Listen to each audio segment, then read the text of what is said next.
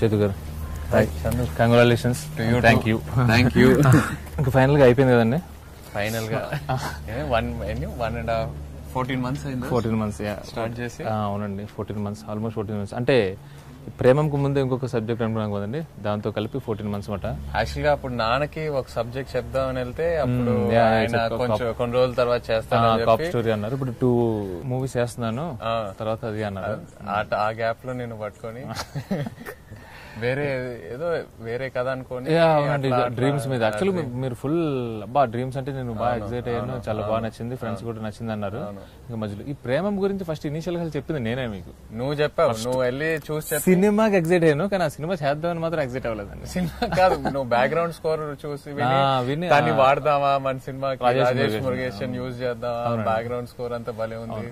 మీరు చూసి మీకు బాగా నచ్చిందండి. అవును. తర్వాత మీరు ఏమన్నారంటే చాలా మంది ఇప్పుడు నల్లమల్లి బుజ్జి గారు ఇంకా వేరే వాళ్ళు మొత్తం ఒక బయట నుంచి ప్రెషర్ వస్తా ఉంది, రీమేక్ చేద్దామని. అప్పుడు మన ప్రొడ్యూసరే చూసి ప్రెషర్ పెట్టాడు. అప్పుడు నాకే ఎందుకో లవ్ స్టోరీస్ అంటే మనకి సేఫ్ జోన్ కదా, అటెంప్ట్ చేస్తే కరెక్ట్ ఏమో. లవ్ స్టోరీ సేఫే అండి, కానీ ఇది మాత్రం చాలా చాలా డబ్బు అయిపోయింది. అంటే ఫస్ట్ భయపడింది బేసిక్ గా కంపారిజన్స్ భయపడ్డామట. కరెక్టే. మీరేమన్నారంటే కంపారిజన్స్ అనేవి ఉంటాయి, మనం చేయగలమా లేదా. కరెక్టే. అప్పుడు అదే ఆ డౌట్ ఉండేది. ఆ తర్వాత నువ్వు నా గుర్తుంది, నువ్వు ఒక 10-15 days ఇంకా హైడింగ్ లోకి వెళ్ళిపోయి. అంటే హైడింగ్ అంటే బేసిక్ గా ఆన్ పేపర్ పెట్టడానికి కూడా ఇందులో ఏం లేదు. అవును. అంటే ఒకవేళ వాళ్ళ సీన్ ఏముంది, దాన్ని మనం ఏం చేసుకోవచ్చు అంటే నాకు ఇనిషియల్ గా ఒక 4-5 scenes తీసుకున్నప్పుడు నేను బాగా ఎగ్జైట్ అయిన సీన్ ఏంటి తెలుసా అంటే జేసీ సినిమా అని అంటే వెంకటేష్ గారి సీన్. ఫస్ట్ ఓకే, అక్కడ వాళ్ళ డాడ్ వచ్చారు సపోర్ట్ కాదు, నాకు యాక్చువల్ గా వాళ్ళు అక్కడ వాళ్ళ ఫాదర్ వచ్చారు సపోర్ట్ చేశారు కదండి. ఇక్కడైతే స్ట్రైట్ అవే నాగార్జున తీసుకొచ్చేయచ్చు, ఇది ఒక్కటే ఫస్ట్ ఒప్పేసుకుందాం అనుకున్నాను. డన్, ఇది డన్, ఓకే ఫైన్, ఏదో ఒకటి ఒక సీన్ అన్న హ్యాపీగా డైరెక్ట్ చేసేయచ్చు అని. అదొక్కటే నాకు ఇనిషియల్ గా ఎగ్జైటింగ్ పాయింట్ అండి. రీమేక్ చేస్తే అందులో వాళ్ళ హీరో వాళ్ళ ఫాదర్ వస్తారు ఇదే అని ఆ కొంచెం ఆ సెల్ఫిష్నెస్ తో ఏమో తెలియదు, గ్రీడీలతో డెఫినెట్ గా ఇది ఇంక సరేలే ఇంక ఫస్ట్ అయితే చేసేద్దాం, నారాయణ గారిని కూడా ఒక సీన్ డైరెక్ట్ చేసినట్టు కదా అనుకున్నాను అనమాట.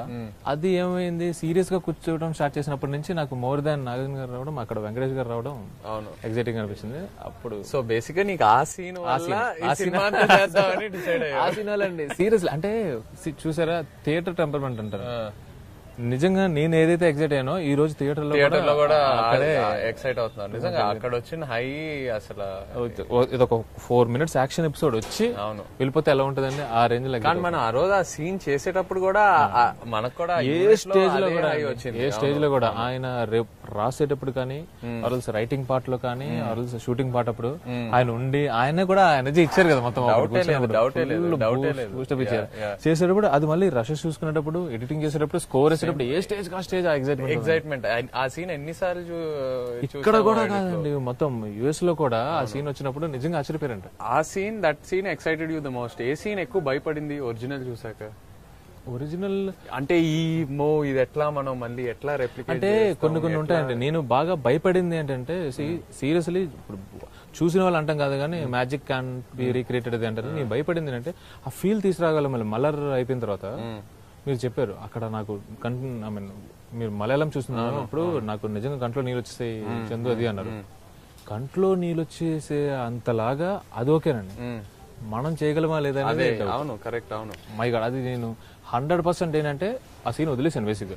అంటే నేను ఎక్స్పెక్టేషన్స్ పెంచుకోవడానికి వదిలేసాను. ఇంకా అది అంటే మనం అయితే తీస్తున్నాం కానీ ఆ సినిమా చూసి ఫీల్ అయ్యే అంత ఫీల్ అయితే మన ఆడియన్స్ ఫీల్ అవుతారని నేను చేయలేదు. సీరియస్లీ చెప్పాను, వెంకటేష్ గారి సీన్ గురించి ఎంత మాట్లాడుకుంటున్నారు ఈ రోజు ఆ సీన్ గురించి కూడా అంత మాట్లాడుకుంటున్నారు. నీకు గుర్తుందా ఆ సీన్ మనం లాస్ట్ మినిట్ లో చేసాము. ఆ రోజు షూటింగ్ చేసేటప్పుడు నాకెందుకో నీకు కొంచెం భయం ఉండిందేమో, ఈ సీన్ ఇప్పుడే చేద్దామా, కొంచెం పోస్ట్ పోన్ చేసి ఇంకా బెటర్మెంట్ చేసి చేద్దామా, మొత్తం బయటకు వచ్చి సింగిల్ షాట్. అవును, సింగిల్ షాట్ లో పెద్ద టేక్స్ కూడా సింగిల్ టేక్. అవును. మీకు మాక్సిమం అప్లాజ్ వచ్చిన సీన్ కానీ సీక్వెన్స్ ఏంటి? ఫోన్ కాల్స్ కానీ మెసేజ్? అదే సితారా మెమరీ మర్చిపోయిన తర్వాత మాక్సిమం అదే. ఇంట్లో ఫ్రెండ్స్ అయినా యూనో ఫ్యామిలీ అయినా బయట నుంచి అయినా క్రిటిక్స్ అయినా ఎవరైనా మాక్సిమం అదే. అది కాకుండా ఫస్ట్ ఎపిసోడ్ ఎక్స్పెక్ట్ చేయలేదు అంటున్నారు చాలా మంది. మీరు ఫస్ట్ టైం సినిమా చూసినప్పుడు అంటే కంప్లీట్ గా అంటే ఎప్పటికప్పుడు రషెస్ చూడడం కాదు, అంటే ఒక స్కోర్ తో కంప్లీట్ గా థియేటర్ లో చూస్తున్నప్పుడు మీరు ఎగ్జైట్ అయింది? I think second episode. నాకు second episode score, sound effects, you know natural sounds, real sounds అంతా వేసిన తర్వాత వేరే ఇంకో రేంజ్కి వెళ్ళిపోయింది. ఆ హ్యూమర్ ట్రాక్, యాక్షన్, కంప్లీట్ ఆ సౌండ్ డిజైన్ వల్ల అది ఇంకో రేంజ్ కి వెళ్ళిపోయింది. ఆ సెకండ్ ఎపిసోడ్ నేను ఎప్పుడైతే ఎడిట్ లో చూసానో అంత ఎక్సైట్ అవ్వాల. బట్ కంప్లీట్ నువ్వు ఆర్ఆర్ అంతా వేసిన తర్వాత సౌండ్ అది ఎంత యాడ్ అయిందో సౌండ్ ఆ ఎపిసోడ్ కి. వాట్స్ యువర్ నేమ్ అని ఆ చిన్న ఎఫెక్ట్స్ నాకు ఆ సెకండ్ ఎపిసోడ్ ఎక్స్పెక్ట్ చేయాలి ఆ రేంజ్ కి వెళ్తుంది. ఇన్ఫాక్ట్ నేను థియేటర్ లో మేబీ సెకండ్ ఎపిసోడ్ చూసి కొంచెం డిసప్పాయింట్ అవుతారు అని ఫస్ట్ అనుకున్నా. ఫస్ట్ థర్డ్ పాస్ అయిపోతాం పక్క, సెకండ్ ఎపిసోడ్ వల్ల కొంచెం డిసప్పాయింట్ అవుతారేమో అని చిన్న ఇది. కానీ today they are enjoying second episode is the most. ఇంకొకటి ఏంటంటే ఆ సితారా డాన్స్ సీక్వెన్స్ అది కూడా ఫ్యాంటాస్టిక్ లేపారండి వాళ్ళు. అంటే ఇనీషియల్ గా అంటే చాలా మంది ఆల్రెడీ చూసిన వాళ్ళు కూడా కేవలం ఆ సౌండ్ వల్ల థ్రిల్ అయ్యారు. అవును అవును అవును. అప్పటి వరకు టేప్ రికార్డర్ లో వినేంత వరకు ఒకటి, టేప్ రికార్డర్ లో వినిన తర్వాత ఆమె డాన్స్ చేసినప్పుడు ఆ పెంచిన లెవెల్స్ ఉంటాయి కదా. కరెక్ట్. దానికి సో నువ్వు కార్తికేయ తర్వాత ఒక లవ్ స్టోరీ, ఇలాంటి లవ్ స్టోరీ తీస్తావని ఎప్పుడైనా ఎక్స్పెక్ట్ చేసావా? నా స్టోరీలో లవ్ ఉంటుందేమో కానీ ఒక లవ్ స్టోరీ తీయడం అనేది అంటే అది రాదండి. ఇంకొకటి ఏంటంటే నాకు ఇప్పుడు ఆ చిన్న సాంగ్ ఉంది కదా మనది, అది ఇప్పుడు చూస్తుంటే అది ఎలా తీసామో నాకు నిజంగా తెలియట్లేదు. అంటే సింపుల్ దానికి మనకి ఏంటంటే సపరేట్ ఒక కొరియోగ్రాఫర్ ఎవరు లేరు. ఇది నీకు చెప్పడం, ఇదిగో ఇక్కడి నుంచి అలా పాస్ అవ్వాలి, ఇలా చూడాలి, అది డైలాగ్స్ ఉండవు, సాంగ్ ఇది నాకు ఇప్పుడు చూస్తుంటే అసలు ఆ సీక్వెన్స్ అంతా ఎలా తీసామో అనేది ఒక భయం అండి. ఇనిషియల్ గా నేను ఎందుకు థ్రిల్లర్స్ కానీ యాక్షన్ మూవీస్ కానీ ఎక్కువ రాసుకుంటాను అంటే నాకు అంటే ఐ కాంట్ డైరెక్ట్ అనేది నా ఒపీనియన్ అండి. అంటే ఇక్కడ నేను యాక్చువల్గా అన్నట్టు మీరు అన్నారు ఒకసారి డెఫినెట్ గా వర్కౌట్ అవుతుంది. ఎందుకు నిజంగా సోల్ తీసుకుని మన నేటివిటీకి తగ్గట్టు చేంజెస్ చేసి ఇది కాన్ఫిడెంట్ ఉంటే మనం వెళ్దాం అన్నారు. సరే ఫైన్, ఒకసారి ట్రై చేద్దాం. తర్వాత చిన్నబాబు గారు చెప్పారండి, నాకు చాలా స్ట్రాంగ్ ఏం చెప్పారంటే ఆయన ఇది తప్పు చేయదు అండ్ ఇది నీకు మంచి పేరు తీసుకొస్తుంది అన్నారు. ఊరికినైతే 100% చెప్పారు. జెంటిల్మెన్ ఏదో ఒకటి అంటే ఏదో ఒక రకంగా బిజినెస్ చేసేయాలి అనే మైండ్ సెట్ కాదు కదా. సో ఆయన చాలా స్ట్రైట్ ఏం చెప్పారంటే తప్పు చేయదుమ్మా అండ్ నీకు మంచి పేరు తీసుకొస్తుంది అన్నారు. ఇది నేను చాలా ఎందుకు కాన్ఫిడెంట్ ఉన్నానంటే సేమ్ ఆయన చెప్పినట్టు, బట్ ఆ జర్నీ ఏదైతే ఉందో ఆ హీరో లైఫ్ లో at 15, at 25, at 30 తను ఎట్లా మారుతాడు as a human being, you know ఆ జర్నీ ఏదైతే చూపించారో ఆ జర్నీ అందరు కనెక్ట్ అవుతారు. మన దాంట్లో ఇంకా చాలా బాగుంది. అంటే థర్డ్ ఎపిసోడ్ లో చూపించిన యాటిట్యూడ్ అంటే నాకెందుకో అంటే ఒరిజినల్ దానికన్నా మనం రైటింగ్ పార్ట్ లోనే ఎక్కువ ఉంటది. ఊరికి కొంచెం ఫిలాసఫికల్ గా మాట్లాడడం, అవకాశం అందరికీ రాదు, ఇలాంటివి ఉన్నాయి చూడండి, ఇవన్నీ నాకు నచ్చేసాయి. అండ్ నాకు అందుకు నాకు పర్సనల్ గా మన మూవీలో నాకు థర్డ్ ఎపిసోడ్ ఫ్యాంటాస్టిక్ అనిపించింది. ఈస్ అ కంప్లీట్ అంటే థర్డ్ ఎపిసోడ్ లో తను చేసిన తప్పులని కరెక్ట్ చేసుకుని వాట్ ఎవర్ కదా ఎంతవరకు రియాక్ట్ అవ్వాలి. అండ్ ఇంకొకటి ఏంటంటే ప్రపోజ్ చేసినప్పుడు కూడా ఇప్పుడు చూడండి సెకండ్ ఎపిసోడ్ లో అంటే పిచ్చిగా అంటే డ్రింక్ చేసి లెక్చరర్ గా ఎలుగు చెప్పేస్తాను, డ్రింక్ చేసి యువర్ బ్యూటిఫుల్ అంటారు. ఇక్కడ వచ్చేసరికి యువర్ సో లక్కీ అనగానే నాకు నీకు పెళ్లి చేసుకోవాలనిపిస్తుంది, నువ్వు ఓకే అంటే మీ పేరెంట్స్ నాకు అది అంటే నాకు లుక్ అటైర్ కొంచెం ఇది నాకు థర్డ్ ఎపిసోడ్ బాగా నచ్చిందండి. ఐఎమ్ టూ మచ్ కనెక్టెడ్ అనమాట. హ్యాపీ థింగ్ ఏంటి అంటే మనం ఏదైతే అనుకుని ఎగ్జైట్ చేస్తామో అది సేమ్ ఆడియన్స్ కూడా ఎగ్జైట్ అవుతుందంటే అప్పుడు మన హ్యాపీనెస్ డబుల్ అయిపోతుంది. Very happy. కార్తిక్ నువ్వు ఇద్దరు లైక్ యూ మీరు యాజ్ అ టీమ్ వర్క్ చేస్తారు అంతేనండి. తనేం ఫీల్ అయ్యాడు అసలు ఫస్ట్ నేను 15 days పారిపోతే ఆ నెక్స్ట్ 15 days తన లేడని దండం పెడతాను అసలు ఛాన్స్లెస్ బ్రో అది. అంటే ఇది మన పాయింట్ ఆఫ్ వ్యూ అండి. ఇక్కడ ఏంటంటే మీరు యాక్ట్ చేయడం, నేను writing part and directing. So నాకేంటి ఎలా ఉంటది, ఓకే ఒక మంచి ప్రొడ్యూసర్ ఉన్నారు, ఒక మంచి హీరో ఉన్నాడు కదా, సో అటు ఇటుగా ఏదో ఒక చిన్న 4-5 కమర్షియల్ ఎలిమెంట్స్. తను ఏంటంటే మేకింగ్ కదండి.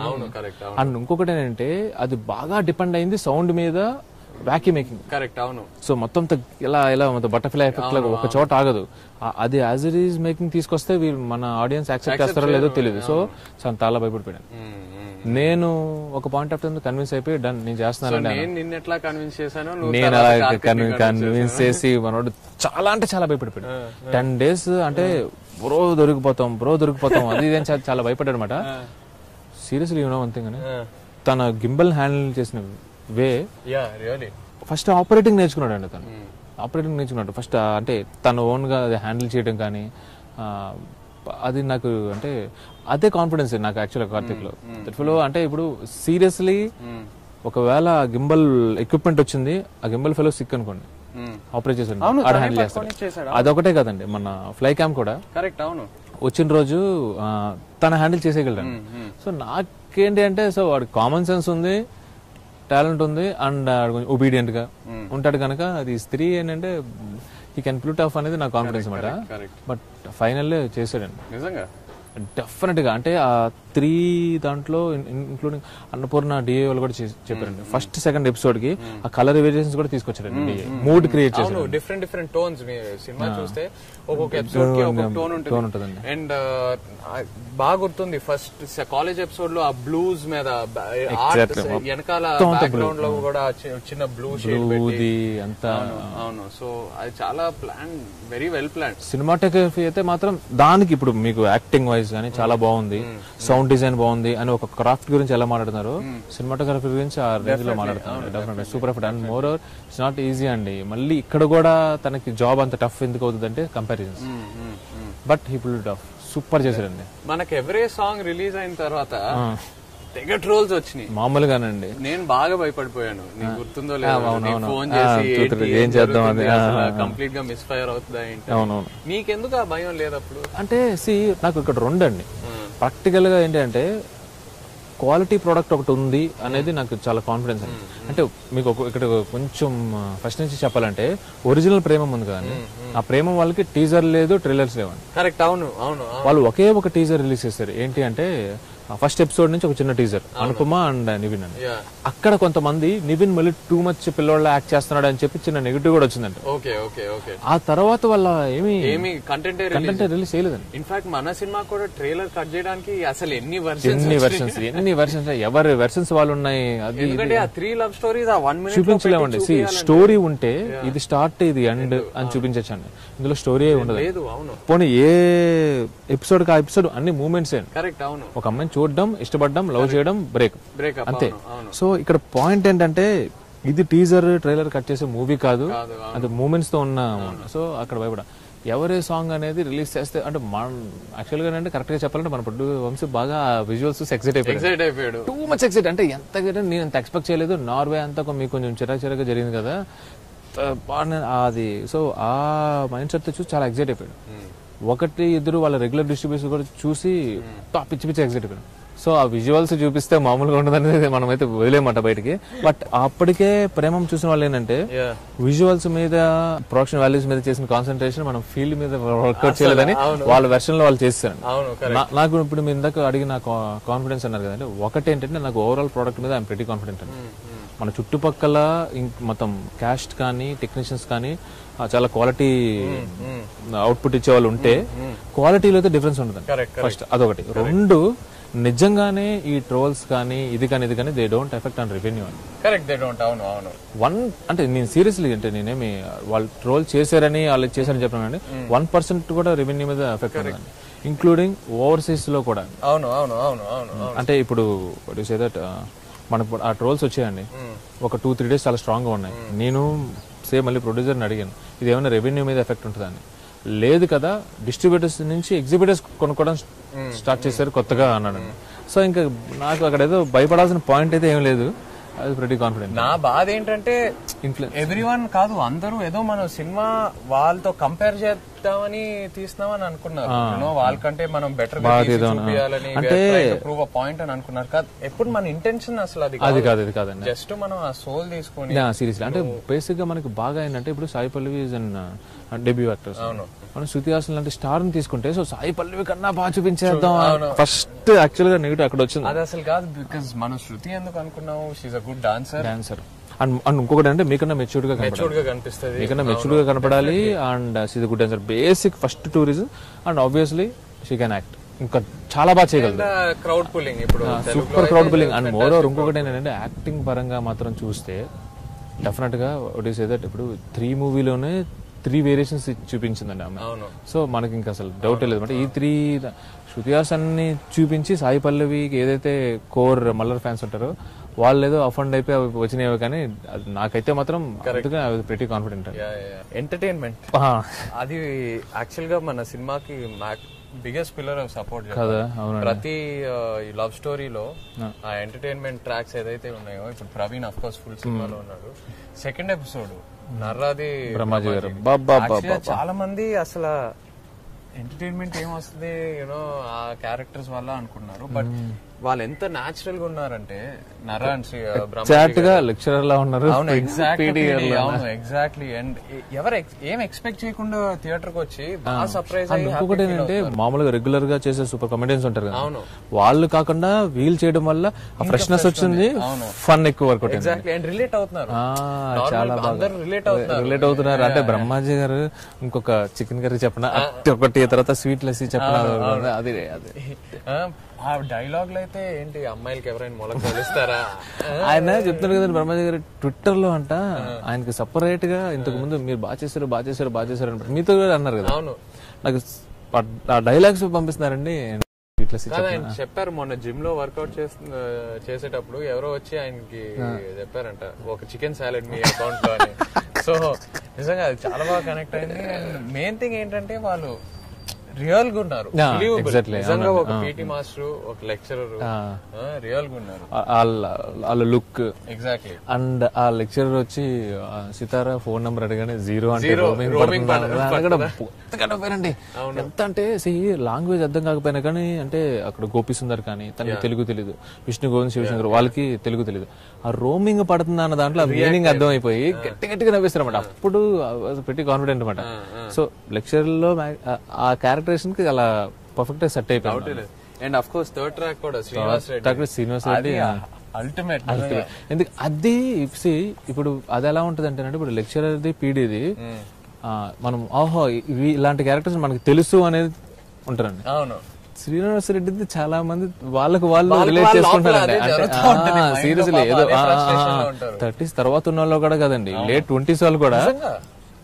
సో వాళ్ళకి ఇది నాదే అని ఫీలింగ్ వాళ్ళకి. సో అది బాగా ఒక బాయ్ కి ఏంటి పెళ్ళే కదా, కాలేజ్ తర్వాత కెరీర్. ఇందాక ఏదో మనం అనుకున్నట్టు కెరీర్ ఎప్పుడైనా సెట్ అవుతుందండి, మ్యారేజ్ అనేది మన కంట్రోల్లో ఉండదు. సో ఇనీషియల్ గా మంచి ఏజ్ లో ఉన్నప్పుడేమో డిమాండ్స్ హైలో ఉంటాయి, అంతే కదా. తర్వాత డిమాండ్స్ అలా తగ్గిపోతుంటాయి. సో ఫన్ మాత్రం చాలా వర్కౌట్ అయిపోయింది. అంటే నేనేమన్నా ఎంత సీరియస్ నోట్ ఉన్నా ఏమున్నా కానీ ఆ ఎంటర్టైన్మెంట్ అంటే ఆడియన్స్ చాలా హ్యాపీగా మిగతా వాటికి కనెక్ట్ అవుతారు. అండ్ మలయాళంలో ఎక్కువ ఫన్ ఉండదు, నువ్వు కావాలని తెలుగుకి ఎంటర్టైన్మెంట్ ఉండాలని డెఫినెట్ గా. అండ్ మోర్ అలా తీసుకొచ్చిన ఎంటర్టైన్మెంట్ కదండి, క్యారెక్టరైజేషన్స్ నుంచి వచ్చే సెపరేట్ బ్లాక్స్, సెపరేట్ ఎపిసోడ్స్ లా కాకుండా కథలోనే స్టోరీలోనే ఇప్పుడు అందుకనే అండి మీరు ఇప్పుడు ఏంటంటే 30s లో ఉంటారు కనుక ఇది థర్డ్ క్యారెక్టర్, అది కూడా శ్రీనివాస్ రెడ్డి మాట్లాడేది కూడా మీ గురించే. అవును, అరే నాకు ఇలా ఎక్స్పీరియన్స్ అయింది అండ్ మోర్ ఓవర్ అరే అసలు అన్ని తలుపులు మూసిపోతే అలాంటిది ఇప్పుడు నీకు హెవెన్ డోర్స్ ఓపెన్ అయినాయి అన్నట్టు మీకు అడ్వైస్ ఇచ్చే అదంతా ఫన్ అండి. ఎండ్ ఆఫ్ ద డే ఒకసారి నాకు సీరియస్లీ మీడియా పీపుల్ దగ్గర నుంచి కూడా వచ్చిన ఇదేంటంటే, మీరు స్ట్రైట్ సినిమా తీసినా కానీ ఇంత పేరు రాదండి అన్నారు. అది నాకు అప్పుడు ఒకసారి మళ్ళీ చిన్నబాబు గారి మాట గుర్తొచ్చిందండి. సీరియస్లీ చిన్నబాబు గారు చాలా థ్యాంక్స్ చెప్పాలి. ఆయన లాస్ట్ లో ఏదైతే ఆ టైం ఇచ్చారో మనం రిలీజ్ మీకు చెప్పారు కదండి, తర్వాత నువ్వు వెళ్ళి కాదు సార్ మనం ఇట్లా చేస్తే నేను ఈ టైం కల్లా ప్రోడక్ట్ ఇస్తాను చెప్పారు ఆయన. పర్వాలేదు, no problem, go head. RR తో సౌండ్ ఎఫెక్ట్స్ తో సినిమా చూసి మనం సాటిస్ఫై అయిన తర్వాత ఆడియన్స్ చేద్దామంటే నిజంగా యాటిట్యూడ్ ఇస్ సూపర్బ్ యాటిట్యూడ్. గారు త్వరలో నీ ఓన్ స్టోరీలో డెఫినెట్ 100% డౌటే లేదండి అందులో. Thank you. అందరు నమస్కారం. ఎన్ని ఫస్ట్ లుక్స్ వంశీ గారు?